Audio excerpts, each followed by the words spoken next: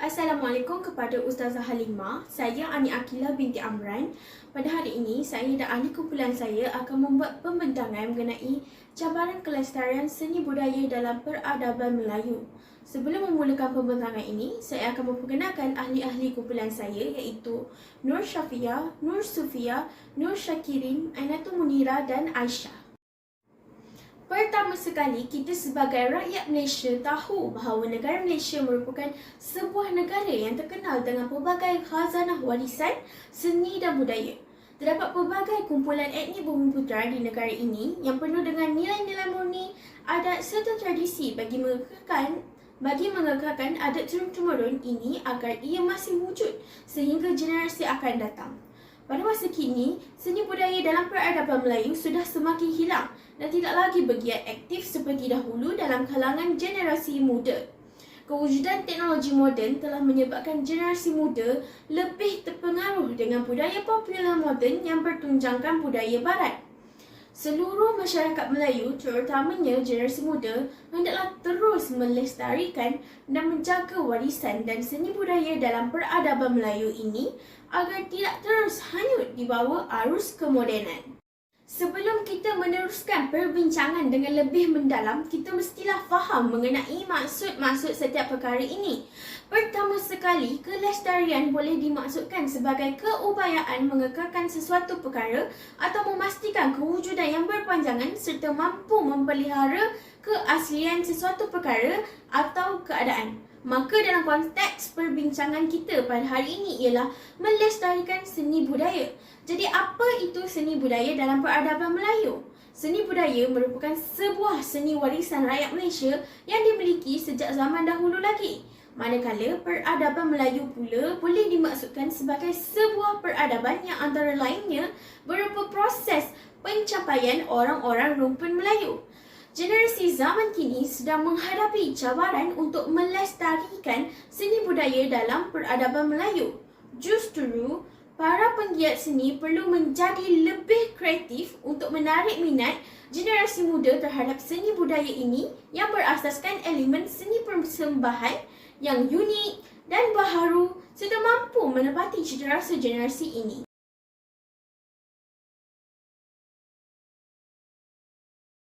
Jadi, apakah contoh-contoh seni budaya yang dalam peradaban Melayu ini? Contoh yang pertama ialah tarian zapin. Tarian zapin merupakan sebuah tarian yang mempunyai sifat unik dan lebih dikenali di negeri Johor. Secara tradisinya, tarian ini ditarikan oleh kaum lelaki sahaja. Namun, tarian ini mula ditarikan secara berpasangan antara penari lelaki dan wanita dengan gerak tari yang melambangkan sifat-sifat diri golongan tersebut. Muzik tradisional akan mengiringi tarian ini supaya ianya menjadi lebih menarik dan para penari juga turut memakai pakaian tradisional seperti berbaju Melayu dan berbaju kurung atau sarung kebaya. Bukan itu sahaja, tarian ini tidak hanya fokus untuk menghiburkan penonton, malah ia juga mampu mewujudkan sifat semangat pasukan sesama penari dan pemuzik. Setiap penari akan membuang perasaan persaingan antara individu dan akan berusaha bersama-sama untuk memberikan persembahan yang terbaik. Oleh itu, tarian ini mampu mewujudkan rasa persaudaraan yang amat tinggi dalam kalangan penari serta pemuzik yang terlibat. Contoh seni budaya yang kedua ialah wayang kulit yang merupakan seni persembahan Melayu tradisional Kelantan yang sering diadakan selepas musim menuai padi sebagai hiburan masyarakat luar bandar. Wayang kulit adalah teater tradisional yang menggunakan prinsip cahaya dan bayang. Bayang-bayang daripada patung-patung kulit yang terdiri daripada pelbagai watak metodologi dan khayalan yang dilakukan oleh seorang dalang. Persembahan ini akan diiringi oleh satu kumpulan muzik paluan atau gamelan dan juga alat tiupan atau alat bertali. Antara contoh persembahan wayang kulit di Malaysia ialah wayang kulit Melayu, wayang kulit Gedek, wayang kulit Jawa dan wayang kulit Kelantan. Setiap wayang kulit mempunyai bentuk dan watak yang berbeza mengikut sesuatu kawasan serta latar belakang sesebuah masyarakat tersebut. Ia bukan hanya alat hiburan tetapi juga merupakan gambaran sikap, nilai, norma, hati budi dan konsep hidup serta kepercayaan pemikiran sesuatu masyarakat. Wayang kulit sudah semakin hilang peminatnya kerana generasi muda pada zaman kini mempunyai kurang penghayatan dan kefahaman terhadap persembahan seni budaya tradisional ini dan lebih tertarik dengan wayang gambar yang berbentuk digital selaras dengan peredaran teknologi. Itu sahaja daripada saya. Seterusnya, Syafia akan meneruskan pembentangan mengenai contoh yang lain. Terima kasih. Terima kasih Hani. Hai dan Assalamualaikum. Saya Syafia dan saya akan meneruskan pembentangan pada hari ini dengan menerangkan tentang WAW. WAW merupakan khazanah masyarakat Melayu yang tinggi nilainya dan merupakan seni budaya turun-temurun. Seperti yang disedia maklum, WAW adalah perkataan lain bagi layang-layang. Sehingga sekarang, WAW bukanlah sesuatu yang asing lagi bagi rakyat Pantai Timur, iaitu di negeri Terengganu, Kelantan dan Pahang. Malah, WAW diangkat sebagai tradisi negeri Kelantan. Antara contoh-contoh WAW ialah WAW bulan, WAW kekek, WAW puyuh, WAW kebayak dan juga jalu budi. Sehingga ke hari ini, permainan WAW terutamanya WAW bulan telah dipopularkan oleh rakyat Pantai Timur dan turut dijadikan sebagai pertandingan pada masa-masa tertentu. Dengan ini, saya akan memberikan pembentangan ini kepada Aisyah untuk diteruskan. Terima kasih. Assalamualaikum, terima kasih saya ucapkan kepada Nur Syafia Sari. Saya Aisyah binti Muhammad Azri Baptis akan meneruskan pembentangan ini dengan menerangkan tentang kepentingan kelestarian seni budaya dalam peradaban Melayu. Pertama sekali, saya berpendapat bahawa kelestarian seni budaya ini banyak memberi faedah kepada semua golongan masyarakat yang mana faedah ini mampu membawa kepada menjadikan negara kita mempunyai identiti tersendiri yang unik dan dipandang tinggi oleh negara-negara luar. Contoh yang kita dapat lihat iaitu seni budaya tradisional kita kaya dengan aktiviti yang dilakukan bersama-sama yang memperlihatkan kita saling bantu-membantu, hormat-menghormati dan juga kita mengenali antara satu sama lain dengan baik walaupun berbeza bangsa. Ianya juga melambangkan sifat majmuk masyarakat kita dengan memperlihatkan keharmonian masyarakat kita yang hidup dengan adat dan budaya yang penuh dengan bersopan santun dan saling bekerjasama. Oleh itu, warisan budaya harus dikekalkan kerana ia mempunyai peranan yang cukup besar dalam menyumbang kepada pembangunan sesebuah masyarakat, terutama dalam membentuk sesebuah negara bangsa yang beridentiti. Seterusnya, saya akan membentangkan kepentingan kedua iaitu seni budaya dalam peradaban Melayu mampu memupuk perpaduan kaum. Perpaduan kaum adalah perkara utama yang sering diperjuang oleh para pemimpin sejak dulu kerana kekayaan dan kemewahan negara kita ini menjadi tidaklah bermakna jika negara kita penuh dengan kacau bilau dan persengketaan antara kaum. Jadi bagi mengukuhkan lagi pendapat saya ingin memberi contoh bagaimana seni budaya mampu mengeratkan perpaduan kaum di Malaysia. Seperti yang kita tahu, setiap budaya mempunyai adat resam yang tersendiri dan keunikan tersendiri. Dan melalui kesenian dan kebudayaan inilah sebenarnya kita, rakyat kita saling mengenali dan menghormati antara satu sama lain. Iaitu sejak kecil lagi, rakyat kita dididik dengan menghormati adat resam semua bangsa seperti menghormati dan menziarahi ataupun kita juga mengucapkan Selamat Hari Raya, Happy Deepavali ataupun Kongsi Facai kepada sahabat ataupun jiran tetangga kita yang berlainan bangsa. Serta selain itu terdapat juga pertandingan ataupun persembahan kesenian dan kebudayaan yang melibatkan penyertaan daripada kalangan anak muda yang terdiri daripada pelbagai latar belakang dan kaum. Dan dengan cara begini, kita dapat mengetahui dan mengenali antara satu sama lain sekaligus mengukuhkan lagi semangat kita untuk hidup dalam keadaan harmoni dan semangat perpaduan yang kukuh. Manakala untuk kepentingan ketiga, saya akan membincangkan tentang bagaimana kelestarian seni budaya dalam peradaban Melayu mampu membangunkan ekonomi. Sebagai contoh yang jelas, salah satu tarikan pelancong sebenarnya ialah seni budaya kita tersendiri. Ramai masyarakat dari negara luar yang bercuti di negara kita kerana mereka tertarik dengan seni budaya yang dipersembahkan di banyak tempat-tempat pelancongan. Selain itu, rakyat majmuk kita sebenarnya kaya dengan nilai tradisional yang murni. Oleh yang demikian, banyak persembahan kesenian sering diadakan menyebabkan ramai pelancong mengunjungi Malaysia kerana ingin mendekati corak hidup dan kebudayaan kita. Dapat juga saya lihat apabila bercuti bersama keluarga di pulau-pulau ataupun kampung-kampung di Malaysia ini, ada juga orang luar yang memilih untuk menetap bersama-sama untuk merasai kehidupan di sini. Mereka berkahwin dengan rakyat kita, ada juga di kalangan mereka yang membuka perniagaan dan bekerja di sini kerana mereka sebenarnya selesa dengan cara kehidupan rakyat kita yang penuh dengan adab dan berakhlak baik. Oleh itu sebenarnya seni budaya amatlah penting untuk meningkatkan pendapatan negara sejurus mengembangkan ekonomi negara kita ke arah yang lebih baik di mata dunia agar ramai pelabur semakin yakin dan percaya untuk melabur di negara kita ini. Itu sahaja daripada saya. Terima kasih. Seterusnya saya akan serahkan semula kepada Nur Syafiasari.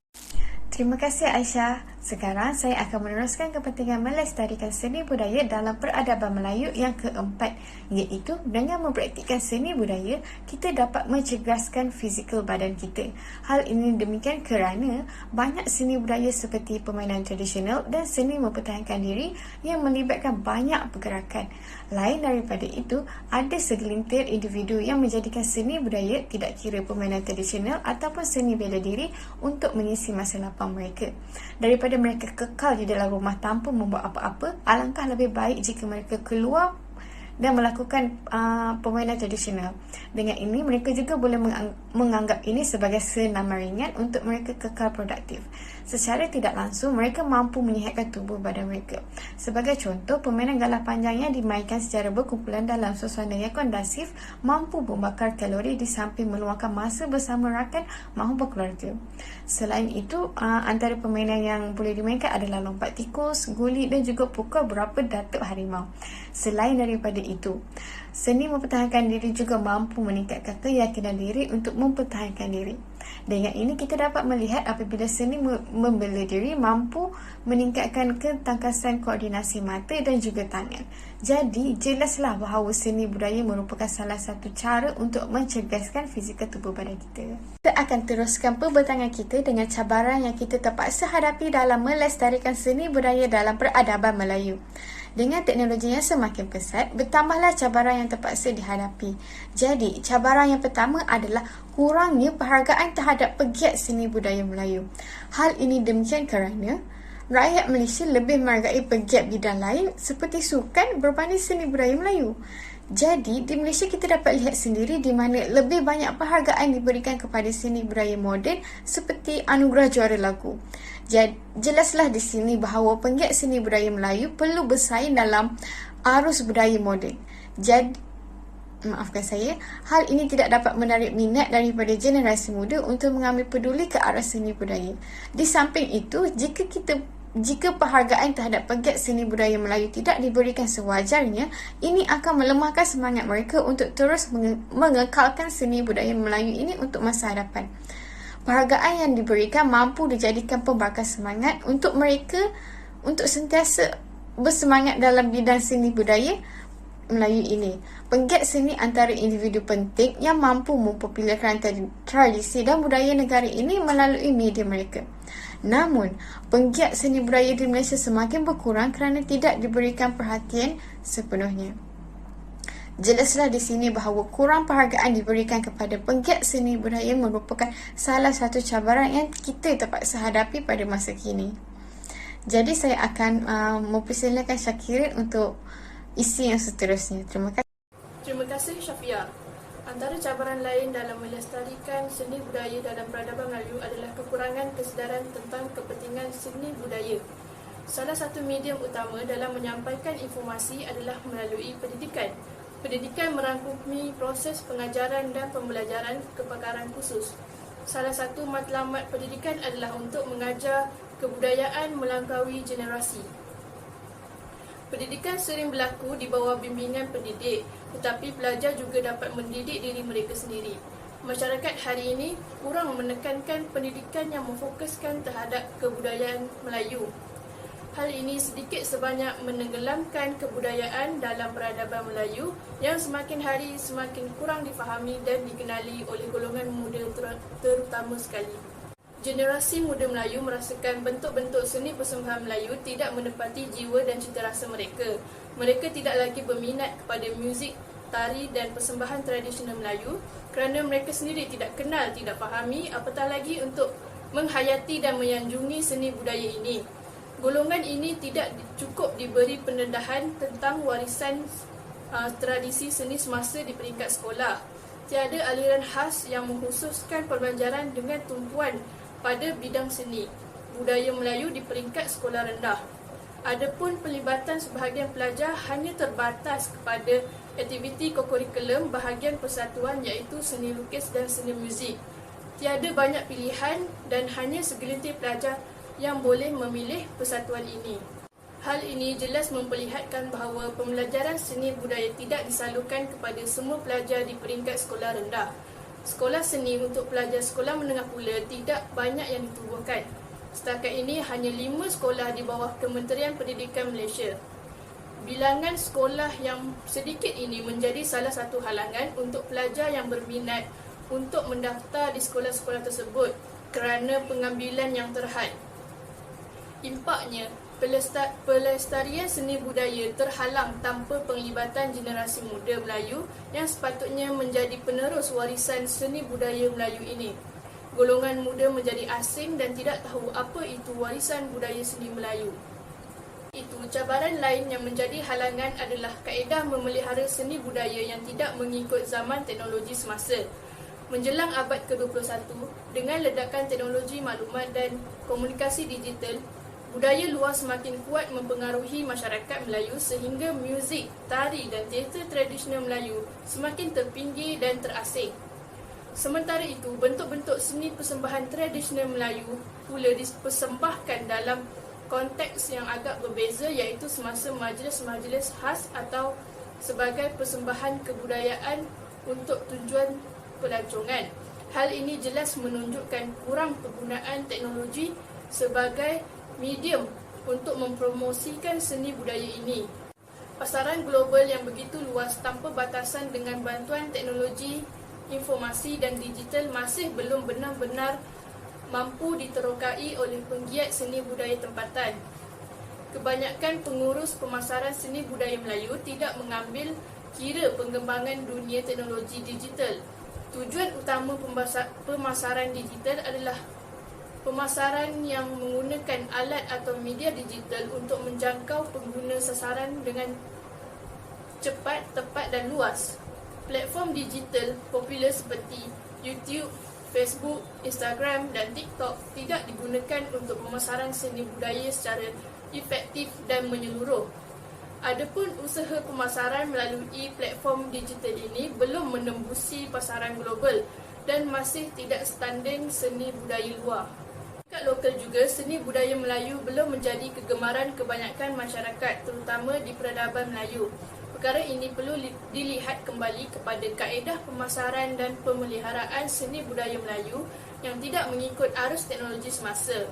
Strategi pemasaran digital di peringkat lokal belum mendapat hasil dan kejayaan yang boleh dibanggakan. Impaknya, masih ramai masyarakat di peradaban Melayu yang buta seni budaya warisan sendiri.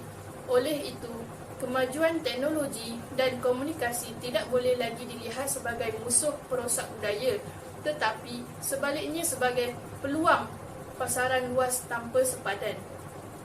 Itu sahaja dari saya. Pembentangan kami akan disambung oleh Nur Sufiah.